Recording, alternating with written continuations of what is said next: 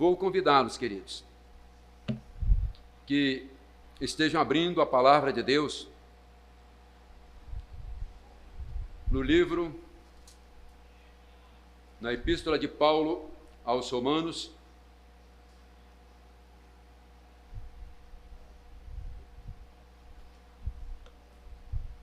o capítulo 1, do versículo 1 até o versículo de número 17,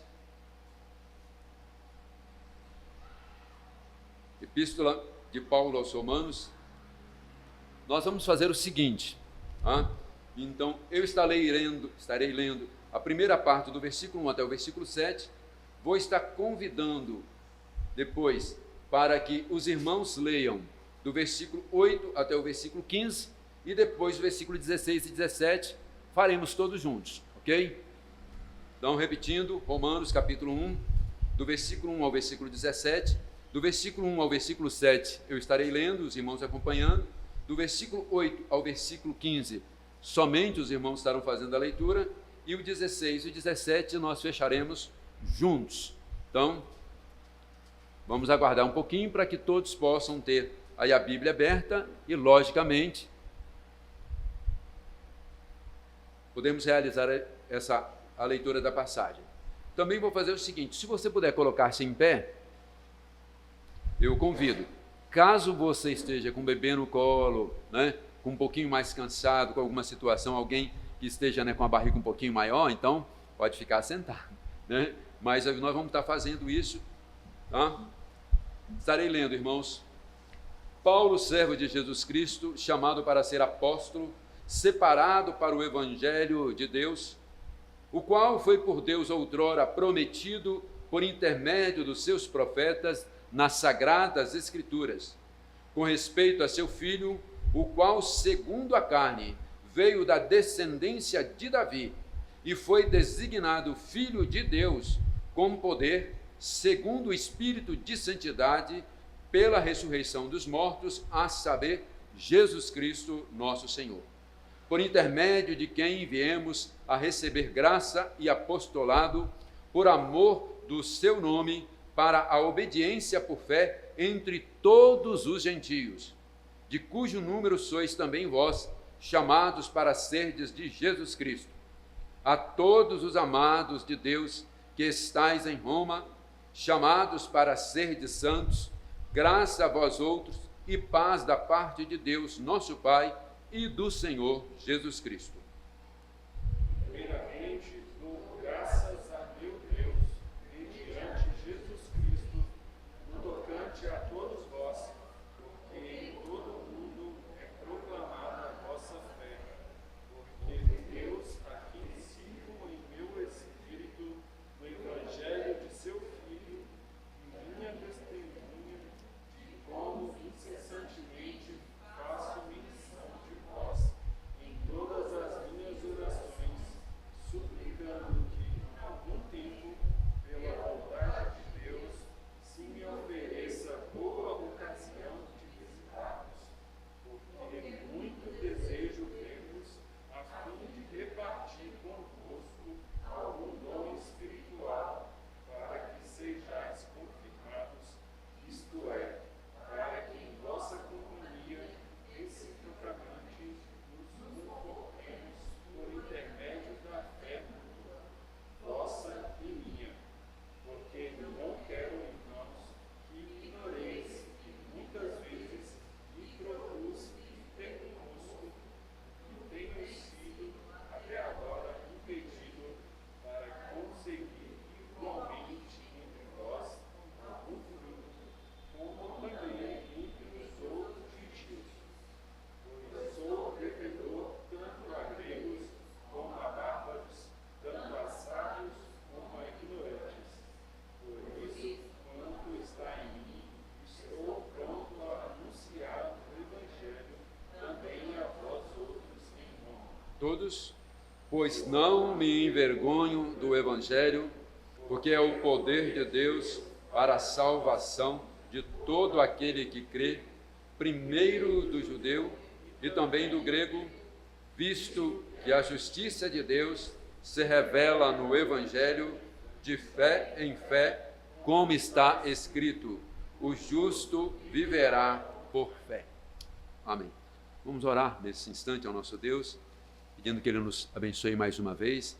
E para esta oração, nós vamos estar convidando o nosso irmão presbítero Luiz, que nos dirige a Deus. Amado Deus, Pai Santo, querido, graças a Deus que entendemos nessa noite.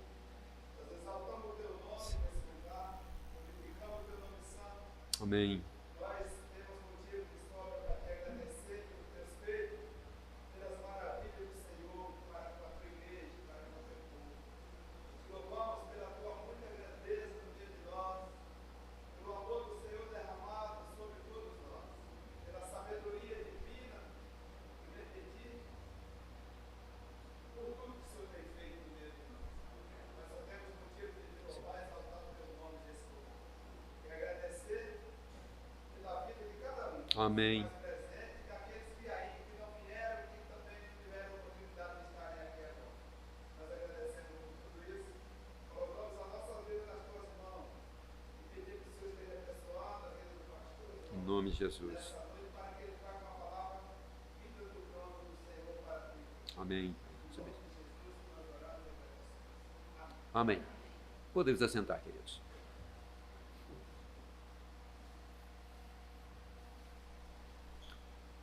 Até parecia que as trevas iriam prevalecer. Quando os nossos primeiros pais, lá no Jardim do Éden, desobedecendo uma ordem, um mandamento do Senhor, acabaram comendo do fruto que havia sido proibido.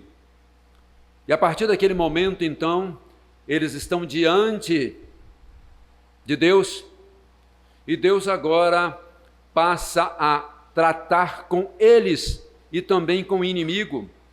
E ali nós vemos que o paraíso era como se ele tivesse tomado por nuvens escuras densas.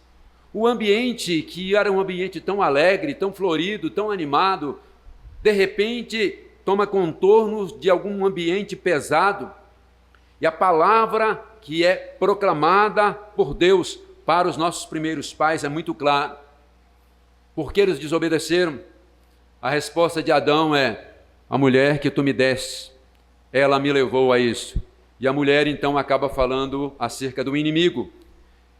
E a palavra de Deus nos fala de uma sentença duríssima que é proclamada por Deus, quando fala o seguinte acerca da mulher, falando que daria as luz agora, sentindo muitas dores, e que o marido iria governá-la. Mas também falou o seguinte para o homem: agora também, como você desobedeceu, a terra vai produzir então agora espinhos. Você agora, com o suor do seu rosto, você vai poder então estar colhendo, plantando, colhendo. E mais ainda, falando também para o próprio inimigo, que ali iria acontecer o quê? Onde ele também estaria sendo destruído. Mas interessante que em meio a esse ambiente pesado, em meio a uma palavra duríssima de Deus, mas existe uma coisa que chama atenção. Quando, em meio a tudo isso, ele fala, mas que da semente da mulher iria ter o descendente que iria esmagar a cabeça da serpente. Ela até iria lhe ferir o calcanhar, mas teria a cabeça esmagada. Interessante que ali é proclamado o primeiro evangelho, que é considerado pelos estudiosos como sendo o proto-evangelho, que significa, então, o evangelho que está ali de uma forma bem inicial. É lógico que durante todas as páginas das Sagradas Escrituras, aí nós vamos caminhar, esse evangelho proclamado, profetizado, predito, anunciado, prometido, ele vai se tornando cada vez mais claro, vai ficando cada vez mais nítido, vai ficando cada vez mais, então, como nós podemos falar, conhecido. A revelação de Deus, com o passar do tempo, vai chegando num ponto até que no século VIII antes de Cristo, o profeta Isaías, que é chamado então como sendo o profeta messiânico, Ele vai agora dar contornos, detalhes de como, na verdade, isso iria acontecer, falando que da virgem nasceria agora seu descendente, e estava falando claramente agora e como ele iria reinar, e como ele iria conquistar a tudo e a todos, e como ele iria agir de forma maravilhosa, falando que o reinado não teria fim e que ele seria conhecido, e esse reinado iria se estender para todos os lugares. E ainda o tempo passa, essa promessa do Messias, o evangelho predito lá do Jardim do Éden, que durante todo esse tempo vai sendo anunciado, vai sendo proclamado pelos profetas, diz o apóstolo Paulo, escrevendo aos Romanos nessa epístola: este evangelho profetizado pelos profetas se cumpriu em Jesus Cristo, o Filho de Deus. Queridos, o que nós queremos meditar nessa noite é sobre o evangelho prometido por Deus. Sim, porque o evangelho foi prometido pelo próprio Deus, porque fala acerca das boas novas da salvação no seu Filho Cristo Jesus. É interessante que quando Paulo fala desse evangelho, ele fala que esse evangelho que tinha chegado até a igreja de Roma, sem que ninguém pudesse detalhar, porque é interessante, porque ninguém consegue precisar o tempo e quem levou esse evangelho maravilhoso até a capital do Império Roma, para que ali pudesse brotar uma igreja, né, emergente, uma igreja nova, como nós estamos vendo aqui também, mas ali na capital, e provavelmente, conforme colocam os estudiosos, de alguma pessoa, ou provavelmente até mesmo algum soldado romano que estava em Jerusalém no tempo do Pentecostes, ouvindo o evangelho proclamado, acabou voltando para a capital, e ali então vai começar o trabalho. Quando a gente olha, é interessante porque essa igreja não surgiu de nenhuma viagem missionária, não tem nenhum personagem, nenhum apóstolo à frente, porque se tivesse, certamente o apóstolo Paulo faria menção aqui, ele não iria cometer essa falta de gentileza, de estar proclamando, de estar falando e direcionando essa epístola sem que pudesse estar mencionando aquele que estava à frente da igreja. Não aparece aqui quem está à frente, quem está pastoreando. O ano aqui que ele vai estar escrevendo é o ano aproximadamente 55. E o apóstolo Paulo escreve na cidade de Corinto, e ele então fala do grande desejo, do grande anelo que ele tinha de ir até a capital, para pregar o evangelho, mas também para viver o evangelho, para compartilhar deste evangelho. E é interessante que esse evangelho profetizado, anunciado pelos profetas, né? Nós falamos que Deus mandou que pudesse anunciar. Agora esse evangelho ele está tendo um crescimento estupendo. Saindo lá de Jerusalém, conforme Atos 8, ele vai crescendo e vai alcançando cada vez mais lugares, até chegar então às grandes cidades e até mesmo à capital do Império Romano. É interessante a gente perceber que esse crescimento vai sendo orientado por Deus, porque o evangelho surgiu em uma região paupérrima, que é lá na Galileia, uma região, nesse caso, que não era muito bem vista, nem mesmo pelos judeus, imagine pelos outros povos. Sendo assim, ele vem de uma região muito pobre, muito simples, uma região onde tinha ali os pescadores e que ninguém esperava muita coisa. E também a gente percebe que ele vai crescendo. Mas esse crescimento vai sendo devagar, até que pode, ali em Atos dos Apóstolos, através da descida do Espírito Santo, ter o que nós podemos falar agora, um crescimento estupendo, magnífico. E vai começar então a alcançar as grandes cidades, as grandes capitais, ao ponto de atingir a capital do império e ao ponto de estar definindo agora aquilo que seria o antônimo de cristão, porque mais tarde então o cristianismo vai se tornar tão conhecido nas grandes cidades e nas capitais que vai surgir então o antônimo de cristão, que é qual mesmo? Nós sabemos? Pagão. Quando se fala cristão e pagão, quando fala de judeu, o antônimo é gentio, não é isso? Quando fala de grego é bárbaro, tá? É bom explicar antônimo, porque hoje em dia nem se usa mais essa palavra, fala que é o contrário, né? Então, de repente, a gente até começa a perder a noção disso tudo. Mas o interessante é que isso já explica porque essa chegou e como de uma forma tão maravilhosa, pelo poder do Espírito Santo, vai chegando a esses lugares. Por que pagão? Porque, então, lá no grego, existem os cidadãos da cidade, chamados urbanos, e os da região, que nesse caso nós podemos falar mais distantes, que eram chamados de zonas rurais, eles eram chamados de paganes. Então, o evangelho que alcançou as grandes cidades, agora precisava alcançar também os paganes, aqueles que estavam em região rural. Então, há uma inversão, ele começa em um lugar bem simples, e vai crescendo e atinge as grandes cidades, as grandes capitais. Mas agora também surge a oportunidade de alcançar também os pequenos centros. Que evangelho é esse que varreu o mundo? Que evangelho, que poder é esse que fez transformações magníficas, estupendas? Que evangelho é esse que vai ser resgatado através da ação do Espírito Santo na Reforma Protestante para fazer que a Europa possa ser novamente sacudida? Que evangelho é esse que, onde ele é pregado, as criaturas são transformadas, vidas mudam e passam novamente a surgir o que nós podemos falar, uma esperança em meio ao caos? As boas novas da salvação traz para nós essa grande esperança, que veio lá do Jardim do Éden, porque quando Deus proclama tudo aquilo, fala, nem tudo está perdido, eu vou enviar o meu Filho. E João 3,16 torna isso bem claro para nós, quando fala que para nós é a essência, o resumo da Bíblia é a essência do Evangelho, porque Deus amou o mundo de tal maneira que deu seu Filho unigênito, para que todo aquele que nele crer não pereça, mas tenha a vida eterna. Queridos, o que essa epístola que Paulo escreveu aos Romanos, no capítulo, no período aí, quando a gente fala no ano 55, pode trazer de informações para nós? Primeira coisa que nós vemos aqui, logo no começo, vai estar falando então que o evangelho prometido por Deus, em primeiro lugar, a gente fala o seguinte, quem deve anunciar esse evangelho?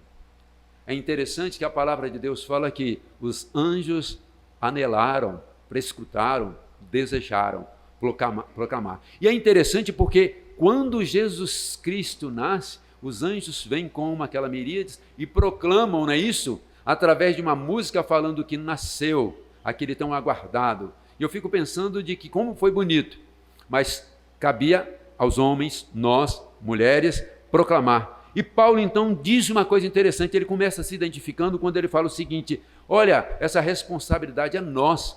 Paulo se identifica como homem, Paulo se identifica como pessoa, Paulo se coloca como alguém que está inteiramente à disposição de Deus, ao serviço do reino. Nós não podemos nos furtar de proclamar as boas novas, não é opcional, é algo que nós devemos falar, e nós somos chamados para isso, para proclamar as boas novas da salvação. Paulo se coloca não como alguém que seria pretensiosa, não uma pessoa orgulhosa, mas é interessante que ele fala, Paulo, servo de Jesus. Quem? Todos os servos. Meu irmão, você, eu, todos nós somos servos. E é interessante que a palavra servo literalmente significa ali, como a gente fala, alguém que está atado ao outro. O que significa isso? Porque vem da raiz lá, que é atar. Então o escravo significa, é alguém que está preso ao seu senhor, é alguém que está amarrado ao seu senhor. Não precisa ser uma amarra física, né? Pode ser uma amarra que nós podemos falar já de responsabilidade de ligação, porque o dono comprou e agora ele tem poder sobre aquela vida. Paulo se coloca, eu estou atado, eu sou servo, eu sou doulos de Cristo Jesus. Quer dizer, o escravo não tem vontade própria. O escravo não pode tomar as decisões que quiser. Ele depende do seu mestre, do seu senhor. Então, quem deve anunciar? Todos aqueles que são servos de Jesus Cristo. Uma vez que você foi alcançado pelo Espírito Santo do Senhor, que você nasceu de novo, então agora nós somos servos do Senhor. E uma vez servos, nós devemos estar o quê? Obedecendo ao nosso Senhor Jesus Cristo. Mas ele diz também, além de servo de Jesus Cristo, ele fala chamado para ser apóstolo. Esse chamado é muito específico. Esse termo apóstolo significa enviado especial. É lógico que nós, de forma nenhuma, queremos e temos a pretensão de sermos chamados apóstolos. Mas nós entendemos que também nós somos enviados. Nessa condição, podemos entender a palavra, mas nunca no sentido de ofício, de função, de cargo. Então nós somos chamados e fomos enviados pelo nosso Deus. É muito interessante quando a gente vê que Isaías, quando entra no templo, tem aquela visão majestosa. O rei havia morrido, o trono estava vazio, agora o novo rei iria assumir, e ele entra no templo e a visão que ele tem é de que o Senhor está assentado no alto e sublime trono. Se o trono na terra pode estar vazio, o trono do céu nunca ficará vazio. E aí então, quando o Senhor o chama, e quando o Senhor o designa, quem irá por nós? Então, nós temos essa missão, nós temos essa função. Então, nós somos servos e devemos obedecer a tudo que o nosso Senhor nos manda. Nós somos também enviados por Ele, fomos chamados e fomos enviados por Ele. Mas interessante que no versículo 1 ele fala o seguinte: separado. Além de servos enviados, nós somos separados. Isso é, nós, na verdade, temos agora uma missão muito clara, específica, de sermos o quê? Pregador, aquele que anuncia boas novas da salvação. E quando nós falamos pregador, talvez você possa estar pensando, meu irmão, que é pastor, que é presbítero, quem usa o púlpito. Não. Todos nós somos arautos do rei. Todos nós. Todos nós temos a responsabilidade, mas podemos falar o privilégio de proclamar as boas novas da salvação. Então, somos nós. É privilégio. O evangelho poderia ser pregado por pessoas e poderíamos até contratar uma empresa, né? E fazer aí, como a gente fala, né? Um ajuntamento de todas as denominações e falar o seguinte: vamos agora fazer uma campanha evangelística aí, vamos alcançar o mundo, vamos investir, vamos pagar, vamos fazer tudo isso, vamos contratar pessoas que serão os nossos emissários para estar na Europa, na Ásia, na África, em todas as partes deste mundo. Nós vamos pagar, mesmo que isso seja altíssimo, mas que essas pessoas estarão indo. Não. Sabe por quê? Porque o evangelho pregado, porque não ainda foi salvo, não foi transformado, ele é vazio, ele é destituído de valor. Mas quando a gente fala, Jesus Cristo pode fazer na sua vida o que fez na minha vida. Como Jesus Cristo transformou o meu viver, Jesus Cristo pode transformar também o seu viver. E ele fala o seguinte: servo, chamado, separado para as boas novas da salvação de Deus em Cristo Jesus. Então somos nós, irmãos. Paulo está se identificando aqui não para dizer que ele é melhor, ele está falando o seguinte: quem está escrevendo aqui é um conservo de vocês.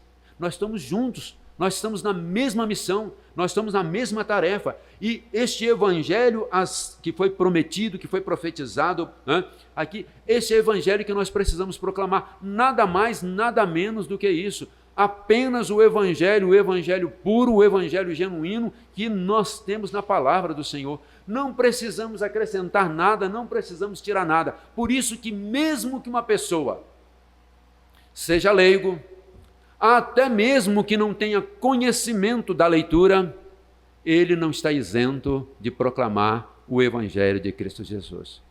Porque se você pode falar, se você pode escrever, você tem a responsabilidade de estar anunciando.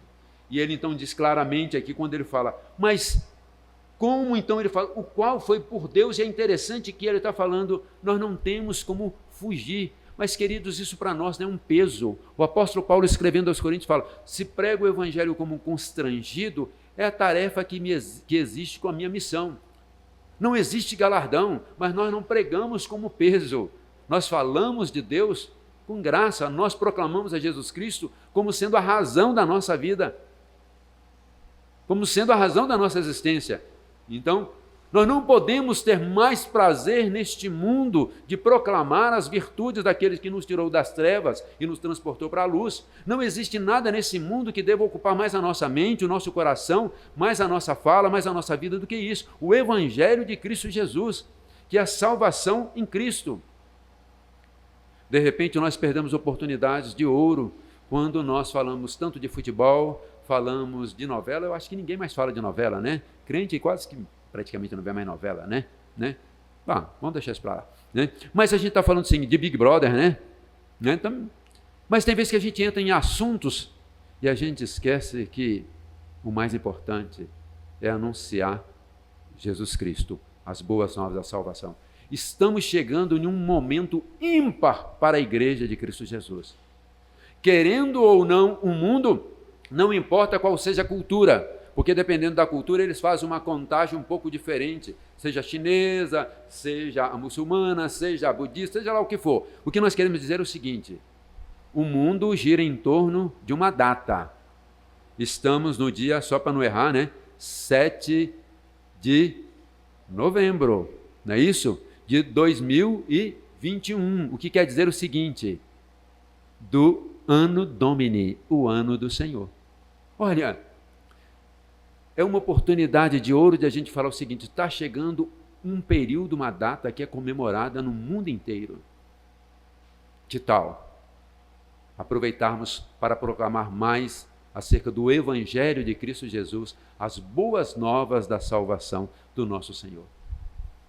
Então, a primeira coisa que nós vemos aqui, queridos, é que Paulo está dizendo o seguinte, quem escreveu e quem tem essa responsabilidade sou eu, mas em outras palavras ele está também passando para todos os crentes ali de Roma que isso é um privilégio que nós devemos passar adiante, que nós devemos proclamar. Então, o Evangelho prometido por Deus, em primeiro lugar, deve ser anunciado por todos os servos de Cristo, por todos aqueles que já nasceram de novo, por todos nós que fazemos parte da igreja do povo de Deus. E é importante que nós façamos isso com alegria, com disposição, porque nós estamos falando do maior poder que existe no universo. É tanto que Paulo fala acerca desse poder quando ele diz que é o poder de Deus para a salvação de todo pecador. Não existe uma outra maneira de nós mudarmos o mundo. A gente fala, bom, se tivermos leis mais justas, queridos, leis mais justas podem existir em qualquer país, qualquer momento, mas o ser humano que é pecador, ele arruma um jeito de burlar. Não fique pensando que mesmo nos países nórdicos, mesmo no Japão, até nos Estados Unidos, não existe corrupção. Existe corrupção. Só é que é bem menos do que a gente vê aqui, mas existe. As leis não podem mudar. Se as leis pudessem mudar, os 10 mandamentos seriam suficientes para salvar o pecador. Contudo, eles deixam bem claro, diagnosticam o pecado, apresentam o pecado, mas não apresentam a solução. Somente o Evangelho, então nós entendemos, ele é o poder de Deus para a salvação de todo e qualquer pecador. Tá? Quando nós vemos então agora em segundo lugar, este Evangelho prometido por Deus, além de ser por nós, quem deve proclamar são todos os servos do Senhor Jesus Cristo. Agora nós percebemos o seguinte: quem deu essa ordem? Quem mandou? Quem está autorizando? E é interessante porque nós vemos aqui que no versículo 2, Paulo começa a falar: o qual foi por Deus outrora prometido, por intermédio dos seus profetas nas Sagradas Escrituras, versículo 3, com respeito a seu filho, o qual, segundo a carne, veio da descendência de Davi, e foi designado Filho de Deus, mas ainda no versículo 4 ele continua, com poder segundo o Espírito da Santidade. A melhor tradução aqui deveria ter o Espírito com letra maiúscula, porque o Espírito aqui significa Espírito Santo. No grego, a palavra Espírito nunca aparece com letra maiúscula, mas geralmente quando analisa-se o contexto, coloca com letra maiúscula. Então, na nossa tradução aqui, poderia ser melhorada. É tanto que vários comentaristas e teólogos afirmam que o Espírito da Santidade aqui seria o Espírito Santo. Então nós temos aqui, irmãos, que quem nos autoriza, quem nos envia, quem nos manda é a Trindade, é o Deus Trino. É esse Deus Pai, é o Deus Filho e esse Deus, o Espírito Santo. E ele fala claramente o seguinte: esse Deus que prometeu através dos profetas e que enviou o seu Filho para que se cumprisse e segundo o Espírito Santo do Senhor fosse gerado no ventre de Maria. Nós temos a ação da Trindade mostrando claramente ali como que acontece todo esse ato, da salvação e como isso então agora vai começar a ser anunciado e proclamado. Aqui nós vemos então quando fala acerca de Deus Pai, que por intermédio dos profetas já havia profetizado, prometido, mas também temos o Filho. E segundo o quê? A carne. O que é interessante quando diz respeito a Jesus Cristo, nosso Senhor, nosso Salvador e Rei, ele fala claramente, o qual segundo a carne, e diz aqui, que se encarnou, porque isso para nós é fundamental. Não se trata de uma aparência divina, mas é o próprio Deus se encarnou. Paulo chama isso de humilhação, falando que Jesus, com todo o poder, com toda a sua glória, se esvaziou, é isso mesmo, murchou, deixando a sua glória para estar entre nós. Querido, imagine isso. O Deus Todo-Poderoso, agora limitando-se no ventre de uma mulher, não que isso seja desmerecimento, mas eu estou falando que há um limite. Ele teve que passar por toda essa fase do crescimento. O Deus Todo-Poderoso precisou ser cuidado, ser amparado, ser amamentado, ser protegido, da forma com que nós vemos os nossos irmãos aqui, né? A gente sempre vê Rafael e Mariana e agora está chegando mais criançada, né? Correndo atrás, né? E a gente vê o seguinte, você já pensou isso? Está certo que nós não vamos entrar em detalhes, porque o Evangelho não nos apresenta isso, nós não queremos saber desses detalhes antes, porque para nós é quando Jesus Cristo começa o seu ministério, porque é ali que está valendo mesmo. Mas foi uma humilhação. É tanto que para os gregos isso seria um absurdo. Os gregos, quando concebem um Deus, ele concebe que o Deus pode vir até na terra, mas ele já tem que vir crescido. Ele se esvaziou. E não foi só passar por isso, mas você já imaginou a limitação de ser humilhado, de ser esbofeteado, de ser ultrajado, sofrendo tudo isso na cruz do Calvário. E a gente fala, que Deus é esse? Ao ponto das pessoas que estavam ali aos pés da cruz, falou o seguinte, você não falou que é um Messias? Desça daí e nós vamos acreditar em você. Que Deus é esse que passa por toda essa humilhação? Esse Deus nós não queremos. Nós queremos um Deus que venha para vencer, que venha para nos colocar como cabeça. Mas era necessário que ele morresse, para que ele também vencesse a morte. E o apóstolo Paulo, escrevendo aos Coríntios, ele vai falar, onde está a morte, o teu aguilhão? Onde está a morte, a tua vitória? Mas o interessante é que você, quando olha para esse lado da encarnação, você vê que ele se esvaziou. Mas o que nós podemos ver, que também a palavra do Senhor vai nos dizer, né, que também Jesus Cristo, ele assumiu essa forma humana, né? E a encarnação é uma encarnação diferenciada. É tanto que, que nesse caso, o apóstolo João vai falar no Evangelho, quando ele veio e tabernaculou entre nós. Não existe essa palavra no português, mas é isso que seria uma transliteração. Ele habitou entre nós, se tornou um tabernáculo, assumiu a forma de tabernáculo, isto é, de forma gloriosa. E nós vimos a sua glória como vimos a do unigênito do Pai. O que chama interessante é quando o escritor aos Hebreus, falando acerca desse Messias prometido, ele fala o seguinte, tendo Deus outrora falado muitas vezes, de muitas maneiras, aos nossos pais, pelos profetas, hoje nos fala em Jesus, que é o herdeiro e que é a glória exata, a expressão exata do seu ser. Antes desse assunto, Jesus Cristo conversando com os apóstolos, e viram para ele e falam, Senhor, mostra-nos o Pai e isso basta. Quem vê a mim, vê o Pai.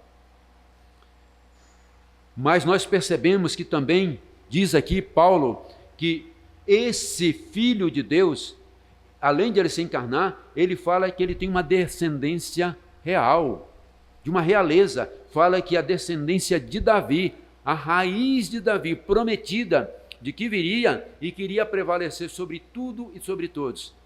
Ele se encarnou assumindo a forma humana, mas ele nunca deixou de ser Deus. Por isso que ele é 100% homem, 100% Deus. Para a gente melhorar essa expressão, a gente fala completamente homem, completamente Deus. Porque esse negócio de matemática 100 complica a nossa mente, né? Como que pode ser 100? Então, completamente homem, completamente Deus.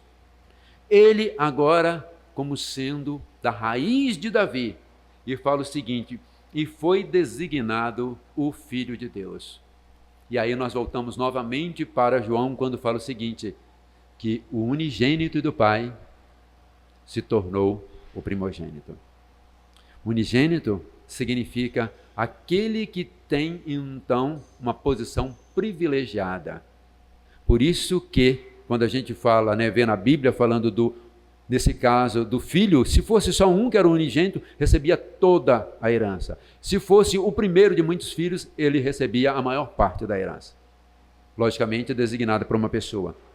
O que quer dizer o seguinte, que Jesus Cristo deixou de ser o totalmente privilegiado para ser, então, o grande, mas compartilhou conosco também. Então, um unigênito se transforma em primogênito para que nós, como filhos adotivos, fizéssemos parte da família de Deus. Quem nos enviou foi o Deus Todo-Poderoso. Quem nos enviou foi o Deus Pai, Criador, sustentador de todas as coisas. Quem está nos enviando é o seu Filho Jesus Cristo, aquele que veio em carne, aquele que é da descendência de Davi e aquele que é o designado Filho de Deus. Mas quem também está nos enviando é o Espírito da promessa. Assim como ele foi com os profetas, assim como ele foi com os patriarcas, agora também ele está conosco. Queridos, até hoje a Igreja de Jesus Cristo, se nós podemos falar a ocidental, nunca entendeu completamente a missão maravilhosa e a tarefa designada a nós pelo Espírito Santo do Senhor. O entendimento do Pentecoste para nós ficou muito obtuso, ficou muito fechado. É uma pena, porque nós não entendemos todo o privilégio que nós temos de sermos templo do Espírito Santo, o que muitos desejavam, o que muitos almejavam e que vinha esporadicamente sobre eles, agora todos nós recebemos. Isso nos faz diferente. É tanto que na Reforma Protestante, uma teologia que vai ser importante para estar dando rumo, impulso para a igreja agora protestante, é que a gente fala que foi estabelecido por Lutero, que nesse caso a gente fala acerca de cada um crente, que é agora o quê? Que ele também é chamado sacerdócio real do crente. Você não precisa, meu irmão, minha irmã, de buscar ninguém para chegar até Deus, a não ser um único mediador. Você não precisa de um líder, você não precisa de um padre, você não precisa de um clero, você não precisa de um líder espiritual, você não precisa de ninguém que já veio ou que já morreu, você simplesmente vai diretamente a Deus através de Jesus Cristo. Um único mediador entre Deus e os homens. Por isso que Jesus Cristo fala, tudo que pedires crendo em meu nome recebereis. Nós temos o Espírito Santo do Senhor, o mesmo Espírito que habitou em Jesus é o mesmo Espírito que habita em nós. E isso deveria nos impulsionar. Sendo assim, se nós somos servos do Senhor, se é esse Deus trino que nos comissiona, que nos impulsiona, que nos move, que nos autoriza, então, a quem temer? De jeito nenhum. Não precisamos temer a ninguém. O apóstolo Paulo chega a falar, muito claro, que nós não precisamos temer a ninguém e a nada. Se Deus é por nós, quem será contra nós? Então, nada pode nos separar do amor de Deus em Cristo Jesus. Queridos, nós precisamos ser trabalhados pelo Espírito Santo, ser chacoalhado pelo Espírito Santo, ser movido pelo Espírito Santo, para que a gente possa entender que a igreja precisa proclamar as boas novas da salvação, porque é o único, o verdadeiro, o poder de Deus transformador deste mundo. Chegamos em terceiro lugar onde nós queríamos. O evangelho prometido por Deus deve ser anunciado pelos seus servos. O evangelho prometido por Deus, ele foi designado pelo próprio Deus Trino. E o evangelho prometido por Deus agora também, ele agora serve para alcançar então todo o pecador.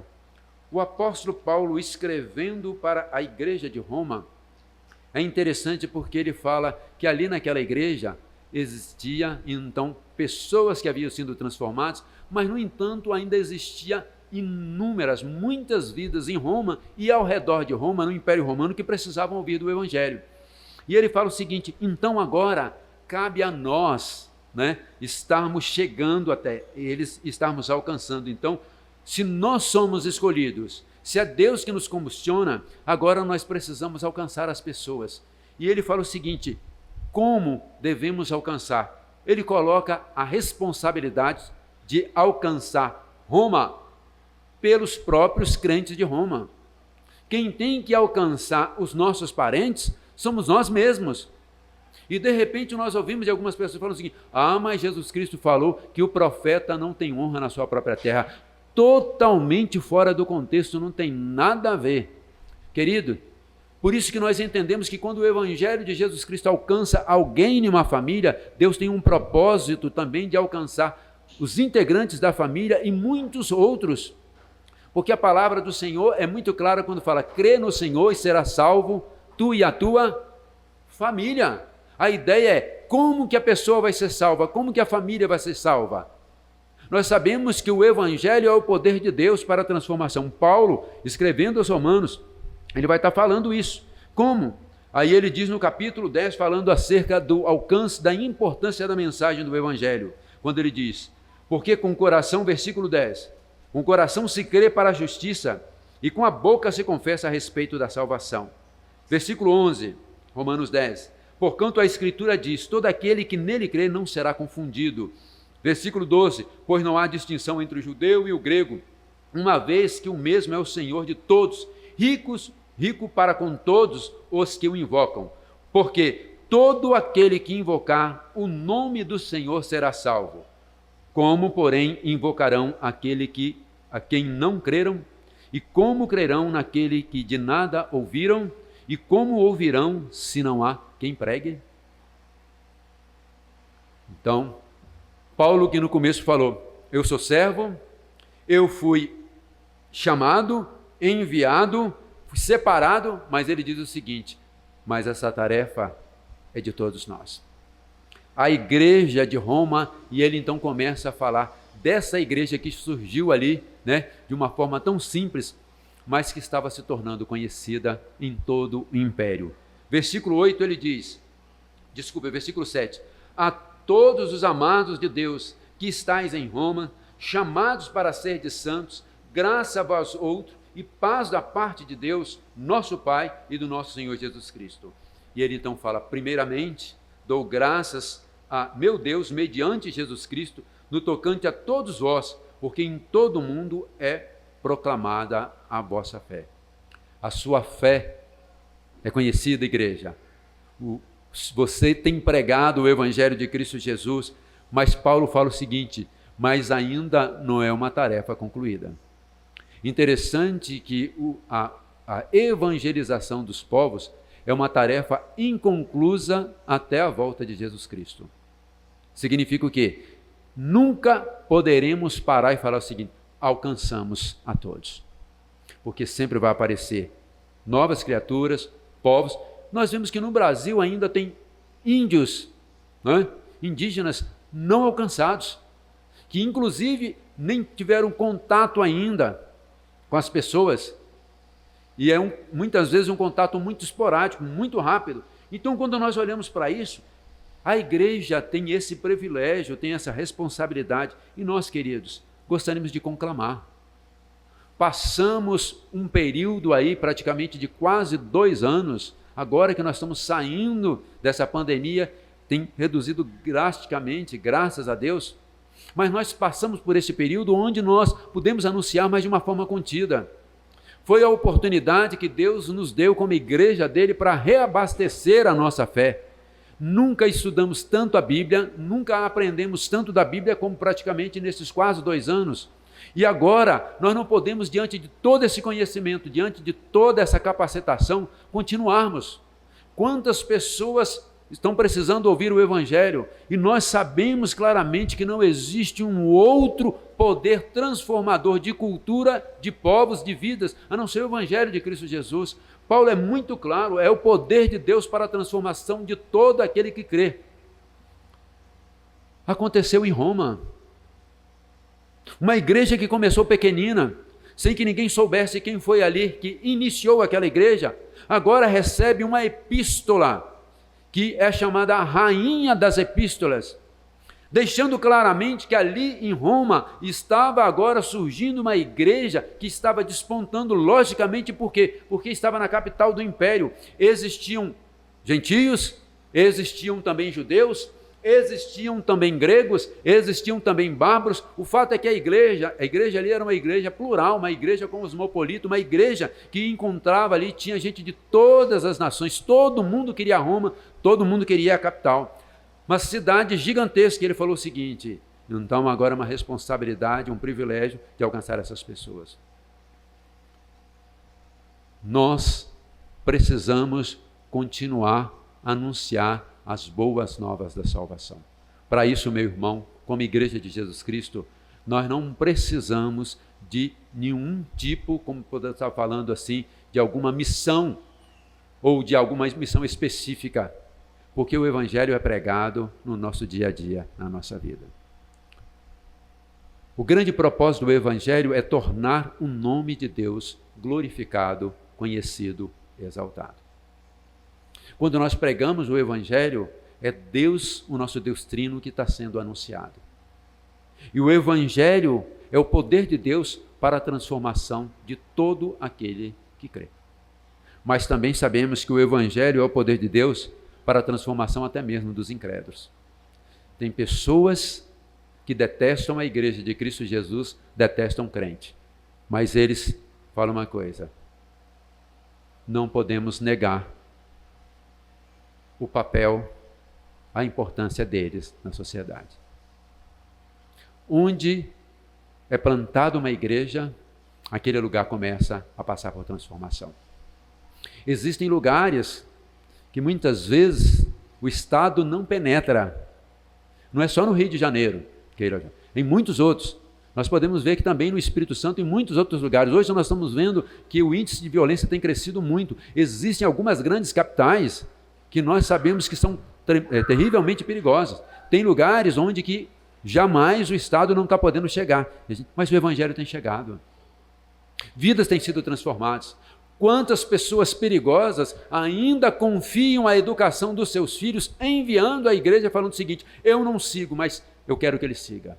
Até hoje nós podemos ver que o Evangelho de Jesus Cristo continua a ser respeitado. Talvez a igreja de Jesus Cristo, como nós podemos estar falando, denominação, possa estar maculada, mas o Evangelho, o nome de Jesus continua, e nós devemos aproveitar isso, irmãos. Paulo fala o seguinte: eu tenho desejo de ir até aí, de pregar o Evangelho, de compartilhar com vocês, de estarmos juntos aprendendo, e ele fala o seguinte: para que o Evangelho possa estar sendo divulgado, para que o Evangelho possa estar sendo proclamado. Interessante que os desígnios de Deus nem sempre nós compreendemos. O apóstolo Paulo vai escrever essa epístola aos Romanos, da cidade de Corinto, como nós já falamos, no ano 54, 55. E Paulo fala do grande desejo, do grande anelo de estar ali com os irmãos, desfrutando deste evangelho magnífico de Cristo Jesus. O final do livro ali de Atos dos Apóstolos vai estar falando que Paulo foi. Isso foi praticamente 2 anos depois, no máximo 3. E Paulo que falava o grande desejo de estar aí e de estar convivendo com vocês. Paulo teve a oportunidade de ir lá, de inclusive pregar para os romanos, de inclusive pregar para a guarda pretoriana, que era um destacamento especial do imperador, e ainda mais, ele teve a oportunidade de, não passando muito tempo, no ano 64, de estar também sendo martirizado ali na cidade de Roma. Mas uma coisa ele sabia: eu não me envergonho do Evangelho de Cristo Jesus. Será que nós podemos falar o mesmo? que nós não nos envergonhamos do Evangelho de Cristo Jesus, porque o Evangelho de Cristo Jesus é o poder de Deus para a salvação de todo aquele pecador que crê. Primeiro do judeu, mas também do grego. O que ele quer falando aqui é que o judeu não tem exclusividade, tem primazia. Naquele tempo teve, agora isso já passou, mas não exclusividade. O Evangelho é pregado a toda criatura, porque o nosso Deus não faz acepção. Queridos, o desafio está lançado. A epístola de Paulo aos Romanos mostra como uma igreja que surge de forma tão pequenina, em uma cidade tão grande, pode se transformar em uma grande igreja, ao ponto de, no segundo século, começar agora a se tornar uma das grandes igrejas do cristianismo. E que nós sabemos que com o passar do tempo vai se tornar a maior igreja do cristianismo. Pena que depois vai acabar se desvirtuando muitíssimo do Evangelho de Cristo Jesus. O Evangelho prometido por Deus. Será que nós temos anunciado com a mesma disposição de Paulo? Será que nós temos tido a mesma vontade, o mesmo desejo de proclamar como o apóstolo Paulo? Porque eu não me envergonho do Evangelho de Cristo Jesus. Vamos curvar as nossas cabeças, irmãos. Vamos falar com Deus. Deus bendito, louvado seja o teu nome, porque tivemos o privilégio de conhecer também deste Evangelho poderoso e maravilhoso, das boas novas da salvação em Cristo Jesus. Quem somos nós e quem éramos, amado Deus, para sermos alcançados por este Evangelho bendito, por esta palavra maravilhosa que tocou os nossos corações, transformando-os, amado Deus, de tal forma que nos tornamos novas criaturas. Por isso nós não temos mais prazer nas coisas do mundo, e as coisas antigas já se passaram e tudo já se fez novo. Não que nós não sejamos mais pecadores, mas somos pecadores lavados no sangue de Jesus Cristo, arrependidos. E temos a convicção desse chamado para nós sermos, amado Deus, arautos deste Evangelho vindo dos altos céus, que se revelou a nós em Cristo Jesus de uma forma tão completa e maravilhosa. Nos abençoe, Pai, para que a gente não venha de forma nenhuma estar se envergonhando do nosso Senhor, mas que a gente possa assumir a postura de estarmos vivendo e proclamando as boas novas da salvação a quem quer que seja. Perdoa os nossos pecados, perdoa as nossas falhas, ajuda-nos, amado Deus, motiva-nos através do Espírito Santo que habita em nós, para que nós possamos ter mais alegria, mais disposição, mais prazer, mais sabedoria para estarmos falando deste Evangelho bendito. Abençoe a tua igreja, seja onde for, mas principalmente a igreja do Senhor que se encontra aqui nesta localidade, para que esteja sendo uma fiel propagadora do Evangelho de Cristo Jesus. Nós pedimos, nós oramos, em nome do teu Filho amado Jesus Cristo. Amém, Senhor.